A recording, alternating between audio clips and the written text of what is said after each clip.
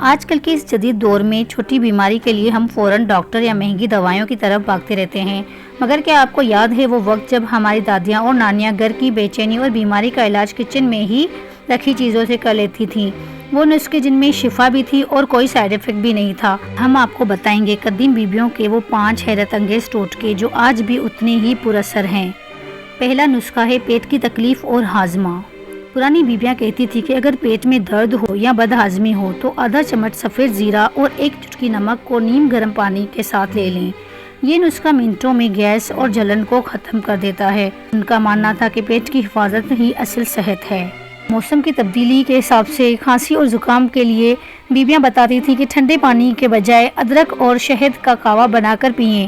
رات کو سوتے وقت گرم دودھ میں 1 چٹکی ہلدی ملا کر پینا اندرونی چوٹ اور زکام کا دشمن بنتا ہے۔ یہ ہماری امیونٹی کو مضبوط بناتا ہے۔ ہماری بزرگ خواتین ہمیشہ تلوں کے تیل یا زیتون کے تیل کی مالش کا مشورہ دیتی تھیں۔ ان کا کہنا تھا کہ قدرتی تلوں کی گرمی ہڈیوں کے درد کو کھینچ لیتی ہے۔ اگر اس میں تھوڑا سا لہسن جلا کر شامل کر دیا جائے تو اس کی تاثیر اور بھی دگنی ہو جاتی ہے۔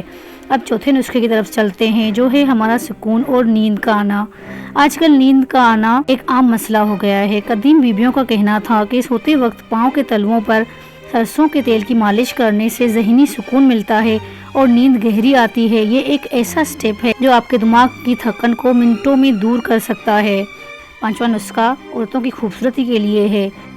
پرانی بیبیاں کہتی تھیں دہی اور بیسن کا اپٹن استعمال کرنے سے چہرے کی نہ کہ خوبصورتی بڑھتی ہے بلکہ چہرہ صحت مند بھی لگتا ہے۔